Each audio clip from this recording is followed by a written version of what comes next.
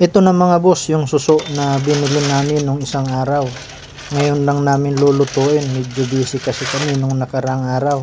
Yung pako nabulok na, sayang naman mga boss. Kaya papaya na lang ang sasawagan natin ito.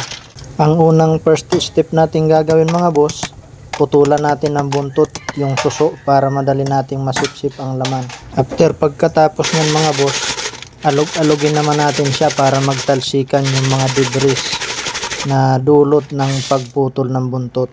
After pagkatapos nyan mga boss, isalang na natin sa kawali. Ilagay na rin natin yung ating ginayat na papaya. Lulutuin muna natin ito mga boss sa sarili niyang tubig. Lagyan na natin ng tanglad at mga sangkap. Takpan lang natin mga boss hanggang sa maiga. 2 nyug ang gagamitin natin dito mga boss. At susunugin muna natin yan bago natin gatain para mabango. Balik tayo mga boss dito sa ating nakasalang. Ilagay na natin mga boss yung ating gata. At syempre kaunting sili para may kaunting sipa.